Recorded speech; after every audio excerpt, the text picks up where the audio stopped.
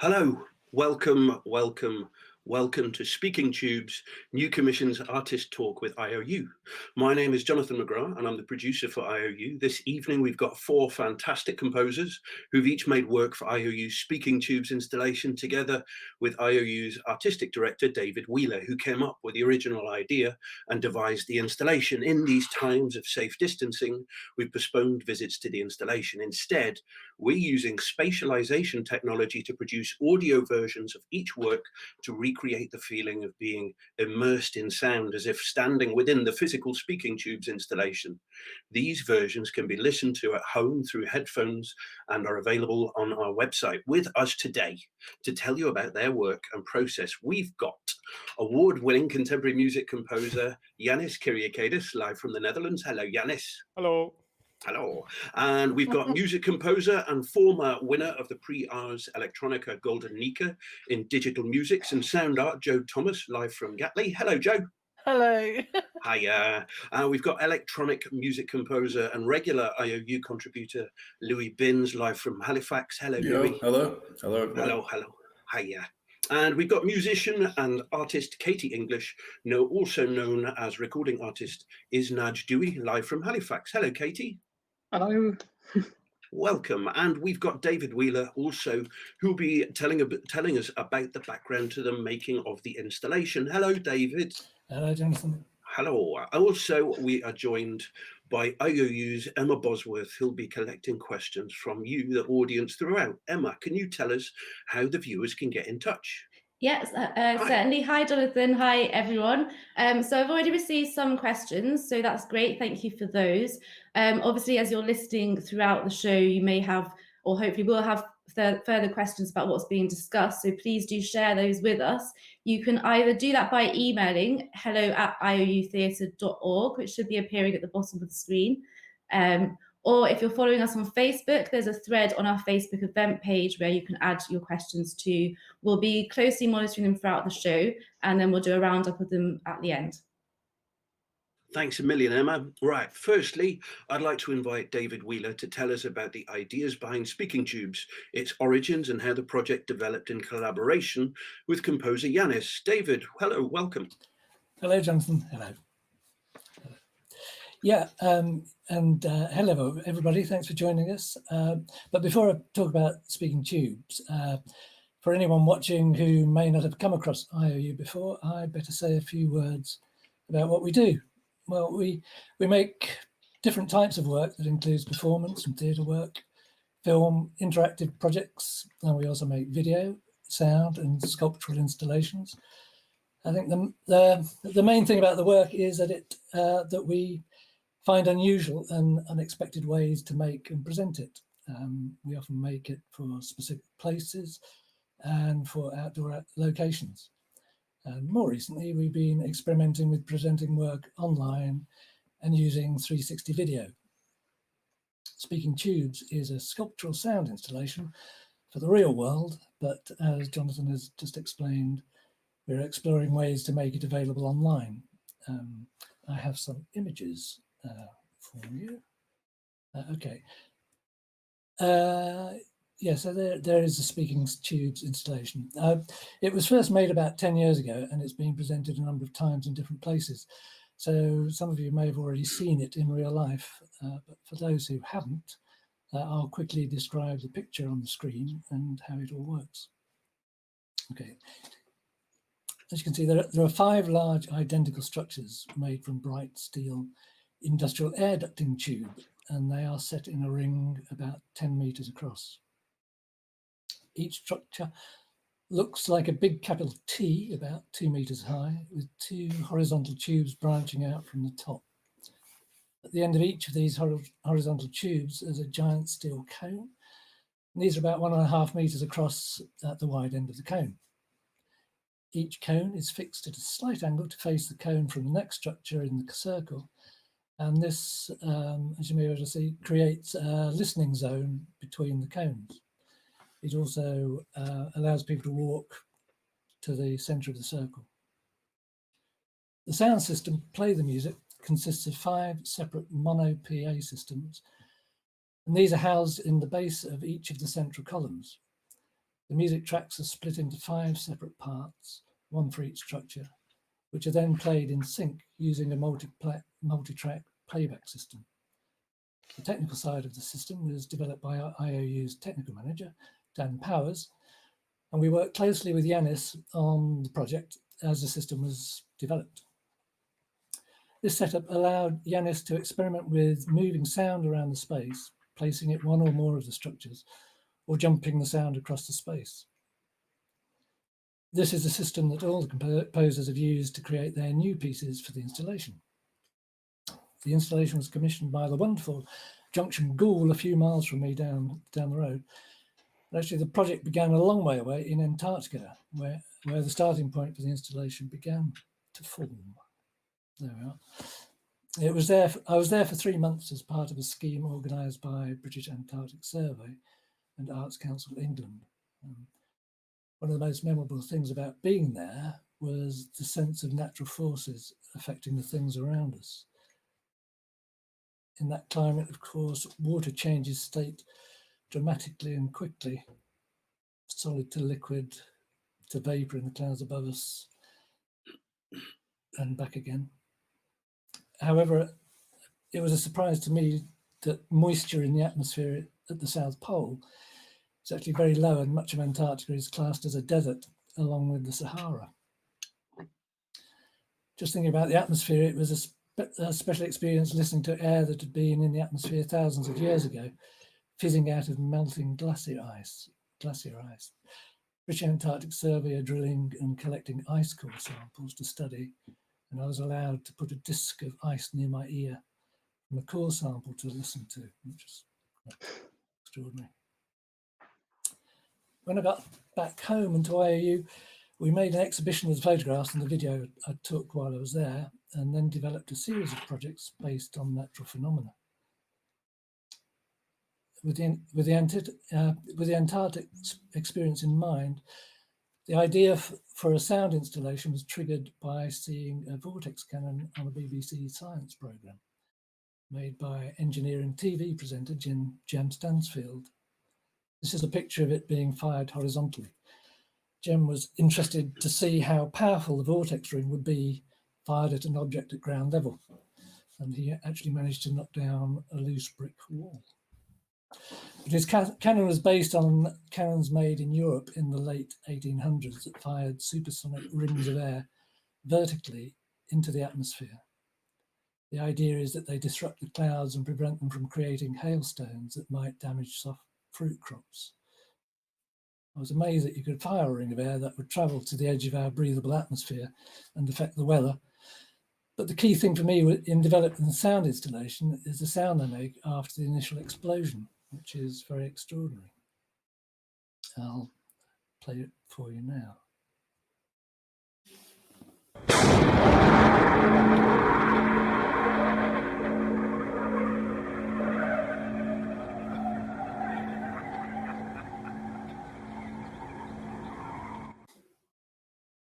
That warbling sound is very extraordinary, especially as it rises in pitch as it travels away from us at very high speed. It seemed like the perfect place to start the project, but I'll stop there, and I can answer questions about it later, but it would be very good to hear from Yannis and about his involvement in the project and the music he made for the installation. Jonathan. Thank you, David. It's great to learn more about the project. Yannis, hello. Hello. Hello there. Can you tell us about your involvement with the development of the project in its early stages and a bit about your creative process? Sure, yeah, I'd love to. Thank Thanks for that, David. It's nice to have a sort of a rewind to those days. Yeah, it was exactly 10 years ago, I think, that you first approached me about the project. Could have been earlier, actually. maybe 12 years ago. Yeah. And we did initially think of doing this project in the form of a concert piece around the idea of this vortex cannon that you showed. So we did eventually do a concert piece with live musicians, but the first step of the process was this installation, Speaking Tubes. And I can't exactly remember how we came to that name, but I do remember saying to David, it would be really interesting to somehow put a voice into whatever form the installation would take, because he pointed out, when you hear the canon, it's almost like you're hearing a warbling type voice, as the vortex ring goes into the ether. So anyway, after seeing this beautiful configuration of tubes, the final form of speaking tubes, I worked on the sound part with it, with musicians, and also without musicians. And we presented the first installment in Ghoul, as David said. So my concept for the sound installation part of the piece was, as I said, to get a voice moving through these tubes somehow. Partly because when I saw the installation, it does remind you of some kind of weird future retro type of communication system. And this idea was actually emphasized by a beautiful session we had in Ghoul, where we had this special needs school who came in there, and we set up some mics and some kind of delay feedback system. And the first thing they wanted to do was talk into these giant ears, and have someone on the other side listening. I actually listened back to the recordings we made like a few days ago to remind myself. It was very beautiful. Anyway, so my piece is based on a voice recording. It's of an actor speaking vortex equations. Now, vortex equations, which in the ones I use describe the flow of air or liquid, are written in this very hermetic, almost unpronounceable mathematical formula. I'll just show you here. This is one of the vortex equations I used. I don't know if it's on screen. Yeah. But I figured out, I did some research, and I figured out actually how you voice them and how you translate them into words. And it sounds like, it reads something like this: partial of vorticity divided by the partial of total time equals the vorticity multiplied by the curl of the velocity plus the kinematic viscosity of the Laplace operator of vorticity. So it's like a beautiful sound poem in itself. So I got these words spoken and recorded them, and I moved them around the tubes using a kind of vortex-like algorithm, which I wrote in a music computer language. I also recorded percussive sound, the sound of the tubes being struck. They have a nice metallic sound. And I let that also pulse around the system using similar mathematical processes. So the piece goes from a sort of soft resonance of the phonemes of the voice to a kind of pure, very loud spinning noise, which brings out the color of the tubes themselves. So finally, the piece is really about voice, communication, and the application of these vortex-like patterns onto sound.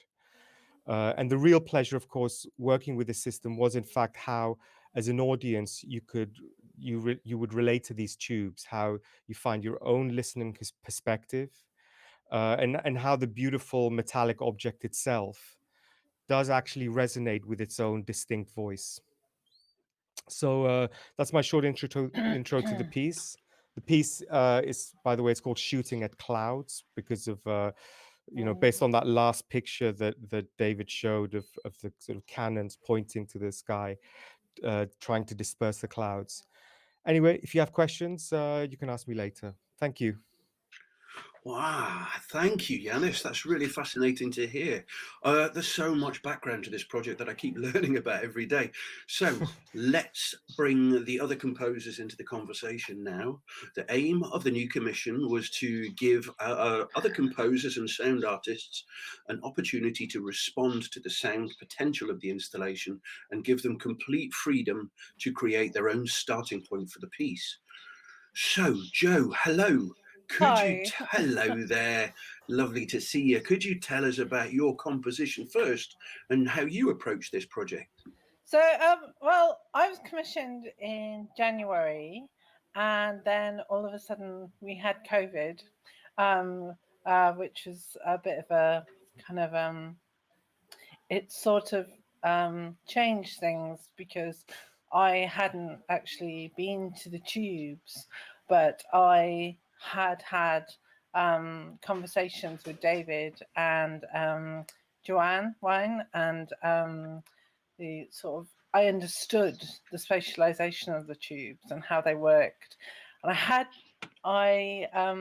when COVID started to happen and we realized that actually I couldn't visit Halifax, then I actually set up my studio somewhere else in Gatley, in just near outside Manchester, and I approached the composition in respects to what was around me at the time, which was complete and utter chaos. And I really felt like in this chaos, I had to find a place of stillness to create something, and I had to create a place of stillness. I wanted to I'm not shielding, but I know people that are. And when I first started, I actually wasn't going outside at all. And then I started listening to the birds and outside my window. And actually, as the time went on, we kind of like decided that actually that I didn't need to shield, because so I could go outside and record, which was really good. And I could walk, and I really wanted to take nature from outside and put it, in this kind of like hypothetical sort of combustive sculpture, and put it inside something, and then actually establish communication. So you take something from outside, put it inside, and then it goes outside again. So that's really the idea process. So it's taking it outside and then putting it inside and then taking it outside. But it was very much, I mean, it's really, I don't think I've ever written a piece like this before, so responsive to my immediate environment. And the sound worlds that I was creating were, okay, I've written a piece called Macabre, which is fear of death. And it was really, but I didn't want to put that across, but actually I was and I know other people were really scared of what was happening, but I wanted to acknowledge it, but also compositionally sort of create an environment which was really sort of playful as well. So it's really interesting how to approach this subject as a composer. There was I wrote a piece called Static, which is the first section of the work, and I really wanted to acknowledge this kind of like there was absolutely nothing happening. It was completely locked down, and it felt like it was so static. It was like mud, but also what was coming across for me as a composer is kind of like this movement, this fine detail, this really tiny aspects of movement that were progressing into something else. And so I created lots and lots of different layers of noise and laid them up. And also I wanted to sort of acknowledge the communal grief that we were experiencing, and also acknowledge the communal love that we were experiencing. So I wrote a piece called Home, which talks about love and home, and I wrote a piece called Cover, which is kind of like this place which you can go to. But it was very emotional, I think, in writing it. So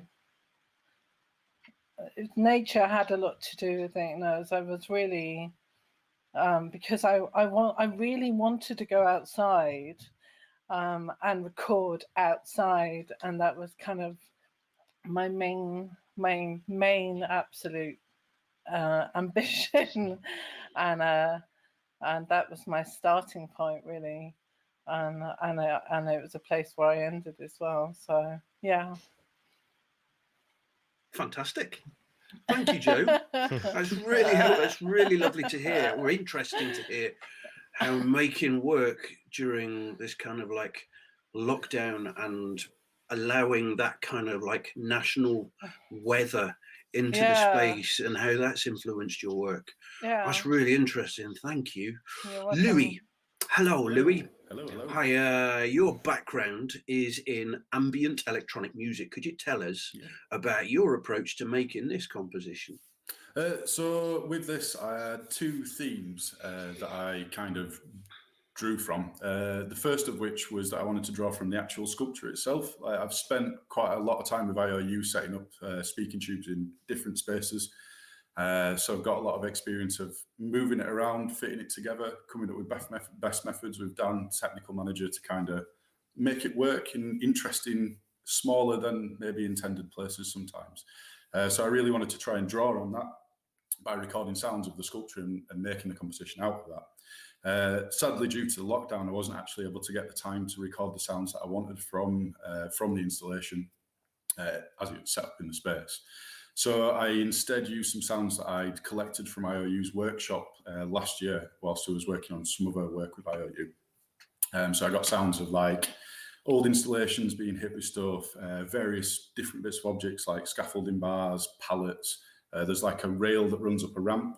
So I was like hitting that with different bits of chain and just getting interesting sounds from the space. So I thought, well, the best thing to do to kind of keep the same idea is to use those sounds that I'd got from IOU space and use that as a starting point to build up the sounds. So it's made from IOU and the history of IOU in a sense, from that basis. I also then, whilst I was composing the piece of music, decided that it needed a name. So a thing that I really like to do when I'm naming pieces is try and get some sort of like semi-random or random input to come towards a name. So I use anagram generators quite a bit. I put some words into an anagram generator and it spat out abiogenesis tessellation. So I was like, right, that's an interesting concept. I reckon I can work with that. So it got me thinking about, right, how could I use this to influence the rest of the composition? We're about 2/3 of the way through. I've written the first section and the second section of the piece. So then the abiogenesis tessellation then came to kind of represent how the third section of the piece would be realized and how all of the three would fit together. So I decided that essentially it would be abiogenesis for shapes. The first section of the piece would follow the early proto-shapes and how the development slowly forms into lines and they join together. The second section, which is using a lot of the field recordings, predominantly the field recordings that I took from IOU space, then involves these shapes tinkering with what is possible from the constitution of the parts and how they can form together, building themselves up. And the third section is where they've realised that they can have a function and a form and a set form, create 3D structures and burst forth into life as creatures, shaped creatures, which sounds, it's an odd process, but it developed into something that I was happy with at the end of it, and it gives it more thought. And it was interesting as well because I'd started off without that idea at all. And then when I'd made the first two sections, seeing how that could actually really well fit into that idea. And then the way that in the third section, I just decided to have like a long, droning, evolving sound. So, it's these shapes like really being like, yes, I am a 3D cube now. I can live in this world. So that's what informed my concept and building of the composition. So, yeah.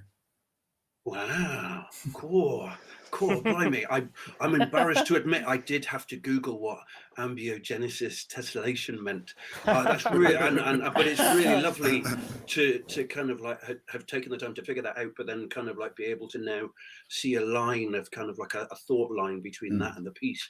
Thank you so much. Katie, hello. You are a flautist and a cellist. Could you tell us about the work you've made? That sounds like an accusation. Could you tell us about the work you've made for us?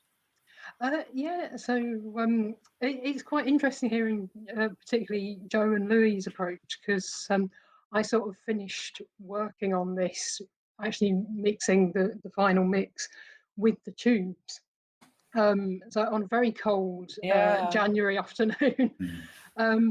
So yes, I mean, this piece was very much written in the space kind of thing. So it's very odd that it's kind of now condensed down to headphones, but it's very nice that it's being actually heard, and everyone's compositions are out in the world now. So yeah, I mean, I play flute and with electronics and a few homemade instruments and things like that. And it's sort of always firmly rooted in melody and harmony. So for this piece, I actually used some old gong recordings that I'd recorded years and years ago for a project that never happened, and they kind of formed the sort of melodic harmonic basis of this. So they kind of dictated what the dulcimer and the flutes did.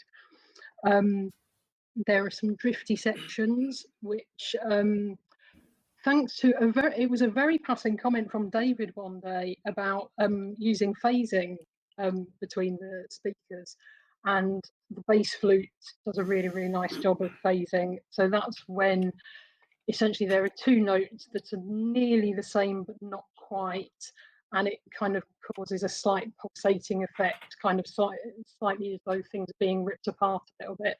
And that's great fun to play with, and works okay on stereo, but works really, really well on the surround sound and in the big speaker tubes.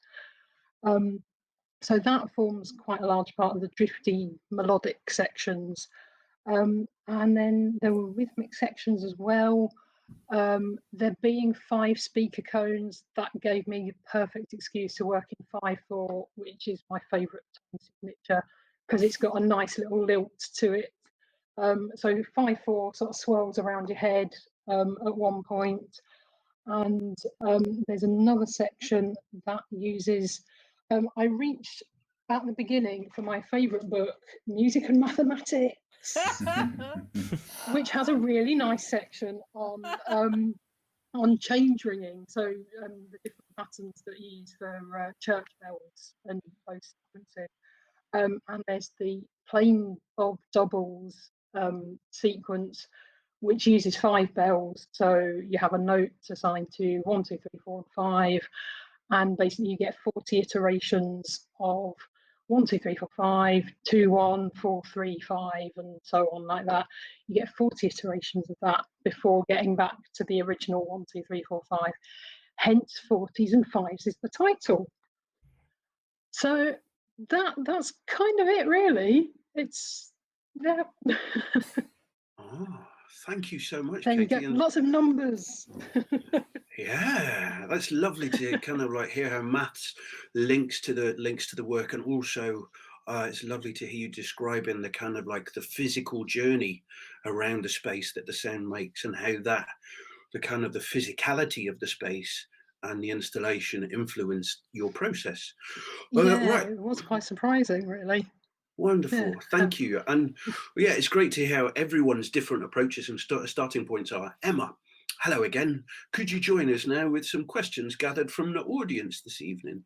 Hello, yes, I certainly can. And thank you to everyone who sent over some questions to try and go through them all. So first of all, we have question for just generally, I think, from all the composers. Now that you've heard the other composers' work, what has struck you about the differences of what you've all created, or any similarities? That's a good question. Joe, can you tell us if there's any differences or similarities that have popped up? Because your journey's been quite different to Yannis's, for instance. Yeah, I mean, kind of like with Yannis's work. I listened to Yannis's work, and I listened to the spatialization that he and Dan had worked on. You know, it's really amazing. And he was working with a large form, you know, form structural space in the actual music, and I could see, I could kind of like, I could imagine the sculpture, that sound going through the sculpture. And actually I wanted to do something completely different. I wanted to create something that echoed through the sculpture. So and that was really fine. And I could see that that Yannis had created this huge organic symphony that was kind of like pulsating through the sculpture, and it kind of like a sort of a to me it yeah, it could last forever, you know. It's really interesting. And Katie's as well, you know. Katie's work, when I was listening to it, I could hear the spatialization, but it was so beautiful, the way that it changes in its structure and form. And she has this really interesting chants. It's like the sequences are improvising with themselves, you know, and this music doesn't belong anywhere. It belongs up in the ether, you know. It's just it was really lovely to listen to. It was really refreshing to listen to.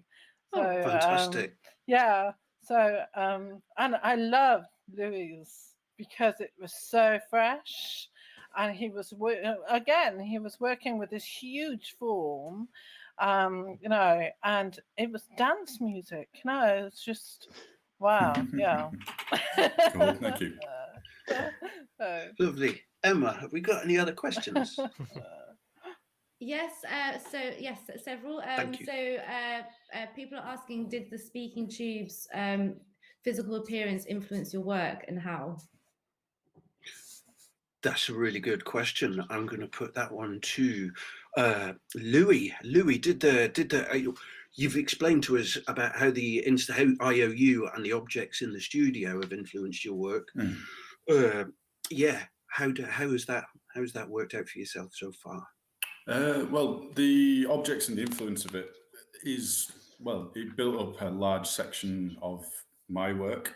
Like the second section entirely was built out of those sounds. I wanted them to be metallic sounding because the structure itself is metallic, so that comes across quite a lot in the piece. And you know, the feeling of IOU, I think like their work in general is rust and metal. Like, I think that suffices to say what IOU is. Like things that were metal one day and have now become rust metal. So that feeling of metallicness is what I would say is the description of that element. So. Oh, fantastic! Thank you. And Yannis, how has your relationship with the objects kind of grown and evolved? Well, just to respond a bit to what Joe and Louis said, because Joe mentioned the word ether in relation to Katie's piece, and I think that and Louis talked about the materiality of the sculpture itself, and so because at first I thought actually all the pieces do have some relation to ether or air, or there is something about air, but it's also as a response perhaps to this sort of very physical, the physicality of the installation itself, which is like just, you know, it's not like a discrete invisible speaker system, you know, it's just it's a huge object. So that I think this contrast between the material and the immaterial is maybe something we all sort of perhaps subconsciously sort of related to in some way. But for me, as I said, like it was also this idea of the communication. They're kind of big ears. They're sort of there's something oral and oral about it. Like this, it's like a mouth and an ear, this installation. So I think that I found fascinating, especially how, as an audience, you have to actually go to the ear or to the mouth to listen with your ear. There's a kind of weird relation that you have as an audience with it. Fantastic. I've got a question just to throw to the group, to all of you, just to see, that we've talked a lot about how the work was built and about kind of adding and kind of evolving and developing. I was just wondering what does the process of erasure, what impact does that have on your work? To kind of like, do you find yourselves factoring in time to stop and just take a bunch of stuff away? Joe, you made a great noise there. Yeah, I'm always cutting stuff out of my work, actually. Because the next process that I'm going to work on, I've decided that I'm going to like make certain sections longer, and others I'm going to kind of like evolve in a different way. But yeah, I love chucking things away out of my work. I think it's a completely cathartic experience. So I love it. What about the rest of you? Do you have kind of like habits that have become part of your process of like, I need to go and listen to it in the car or play it on the radio in the next room? Or do you have kind of like rituals that are part of your process now for that? Phone speakers. So I get my phone, put them on my phone, and play it out of a phone speaker because it's crap and mono. Not but a good if it speaker. sounds okay on that. Yeah, if it sounds okay on that, you're all right. And if you can enjoy it in that manner, then you've probably not done too bad of a job. Fantastic. Emma, have we got any other questions? Yes, so a couple of people are asking about the process of how different people anticipate their work to sound in the physical space once it's on there, and obviously vice versa as well. If how different is it online? That's a good question, Katie. Do you have a to-do list for like between now and kind of getting back into the space, or is there stuff that you'd still like to do? No, I'm done mixing that. No, I feel super privileged to be the only one here that's actually like mixed their full composition in the space, because we were saying as I was mixing it that David was saying that obviously the sound changes depending on the space around it. So sort of Yannis's composition sounds different there than it does at Junction Ghoul, and all that kind of thing. So I do feel really privileged to have actually mixed it in the space. And Dan's done a really good job of mixing it for the spatialization for the headphones. So that it was a pleasant surprise, because at first you sort of think, but I've mixed it for these ginormous things, and I suppose particularly having used the gongs, which are super bassy and all of that, it's sort of slightly concerning. Is it going to work on headphones? But it's so done okay. Fantastic. How about yourself, Yannis, coming back to, if we were to magic you over here from Amsterdam into the space, we are magically over now? Yeah, that's true. Yeah. Would you still have things to do, or I mean, I wouldn't objects to tinker with? I wouldn't really tinker with it, but I do remember having. I mean, it does. As I said, that this installation does color the sound in a very particular way. I mean, it's not like just they're not invisible speakers in the sense. So there you get a kind of you really get an image of the metal tubes themselves in the sound. And at the beginning, I remember feeling, oh no, this frequency is not going to be heard, or this is in. And then actually, I remember like putting noise into it just to see what is the character of the speaker, and realizing, oh, just noise just sounds so good through that system, you know, like, there's a kind of transparency you get from that, and no, so then I really thought you have to work with it rather than against it, and you have to just go with what its character is. And it's true, it does change in different spaces, and in IOU space, because it is relatively small, and the walls are quite I mean, they're quite close to the speakers. You get more a kind of resonance in the space as well, which is complicated, and but it's also beautiful. It's really nice being in that space. You feel very immersed in the sound wherever you are. Yeah, I mean, that's like I'm sure when Joe and Loui get to hear that piece. I mean, you guys haven't been to the space then to hear No, the no. piece. Yeah, I guess I mean Loui knows it, of course, you know, having like built it, but It's happened, yeah, but I mean, it's you'll be really surprised by, you know, by hearing it live in the space. Yeah. Great. Thank you so much. And Emma, have we got any other questions? Yes, yeah. This Wonderful. one leads on nicely to this question we received. So would you be able to install speaking tubes in an outdoor space? That's a good question. David. Hello, David. Hello. Would speaking tubes live outdoors? If so, where? Is there a place that you'd really like to present it? Where? Well, I certainly like Put to you on the spot. certainly like to. Well, on a frozen lake would be very nice, but it would be. It would work outdoors. I mean, original ideas were that it would be an outdoor presentation, and possibly in the early days, before we knew quite how complicated that would be to use the cannon in the middle of it and use that as a sound source as well, and occasionally fire it, which would be very good. But basically, I think the idea would work very well outdoors, and it'd be very interesting to hear the acoustics outdoors, because it would.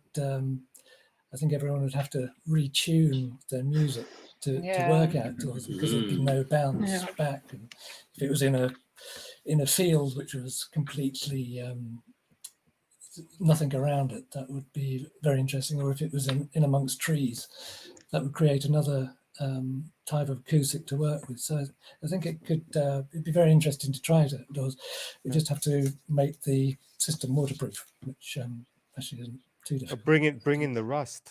Yeah. Bring in the rust. Yeah. Bring in the rust. It's your trademark. Yes, that's probably the one thing we've ever made that we've managed to keep shining. Lovely. And Emma, have you got any last questions for David? Yes. How did your experience in Antarctica influence speaking tubes? Well, I guess in my introduction there, it talked a little bit about how I hope it made the connection really in the sense of when you're in Antarctica, the experience is pretty much overwhelming from the moment you arrive. But that thing about suddenly being aware of the atmosphere and the way the natural world works around you, it's all kind of stripped down.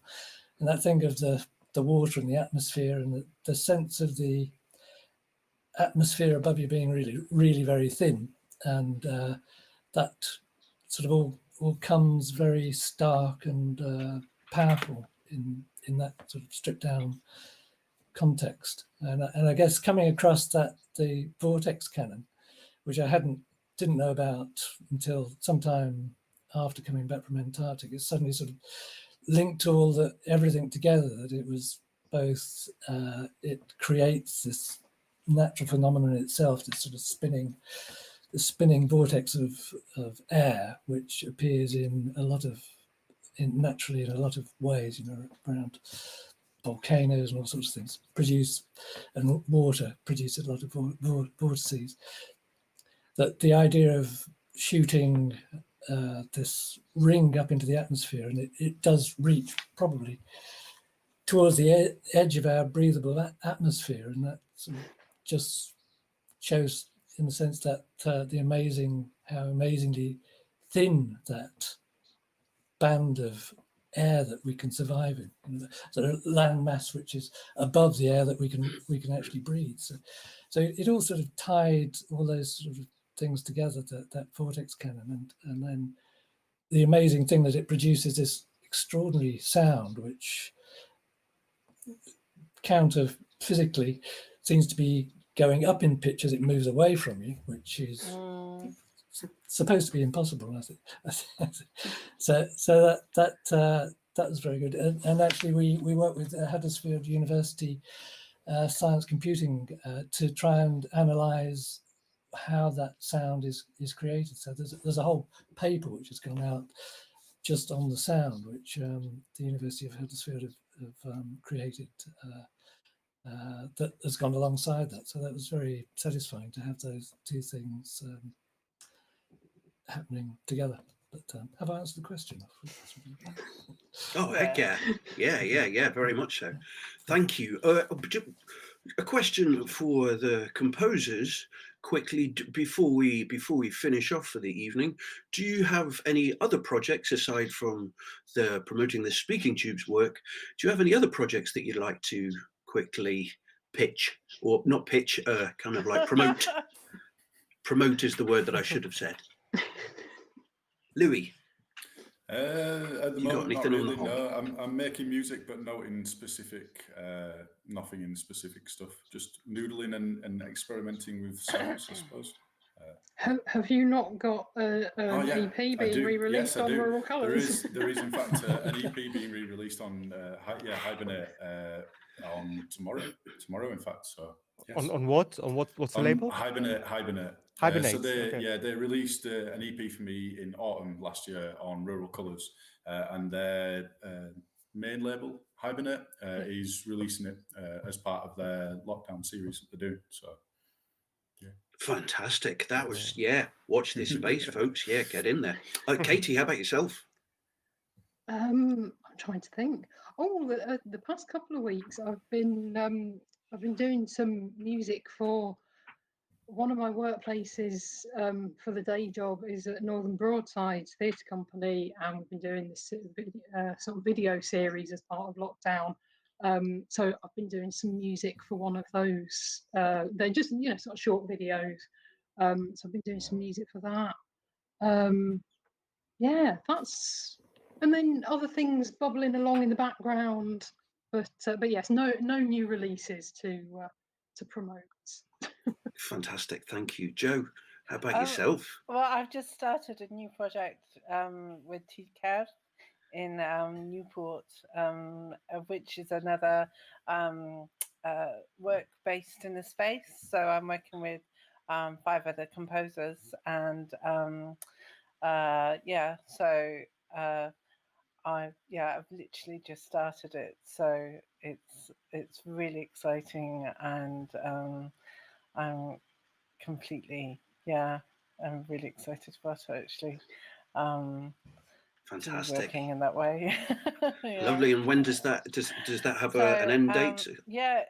It finishes hopefully next April. So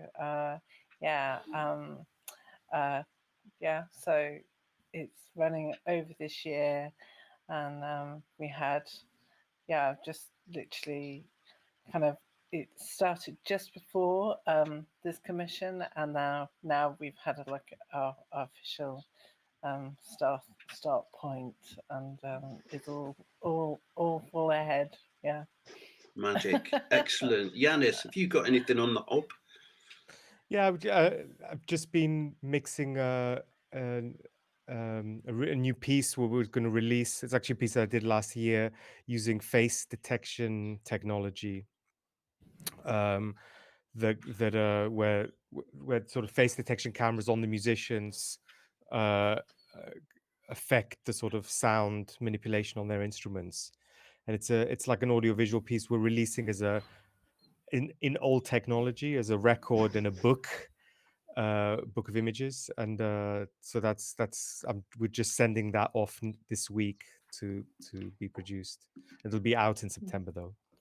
Fantastic, Yeah. lovely. I love the old technology. Yeah, exactly. Yeah, lovely. Thank you, everyone. Thank you so much. So before we bring this evening to a close, I'd like to quickly tell you about a new video version of the installation that you can explore in 360 degrees at home while listening to the soundscapes. You can see a version of it now on the screen.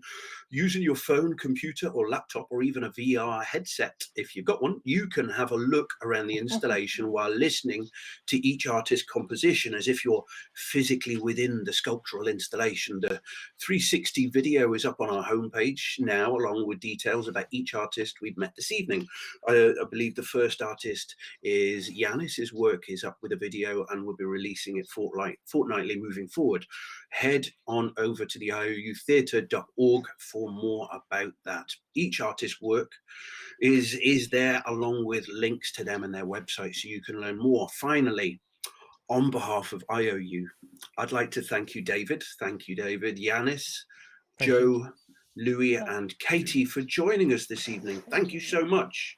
And for Thank sharing your you. process and practice with us. Thanks a million. Thank you and good night. Bye. Bye. Bye. Bye. Bye. Bye.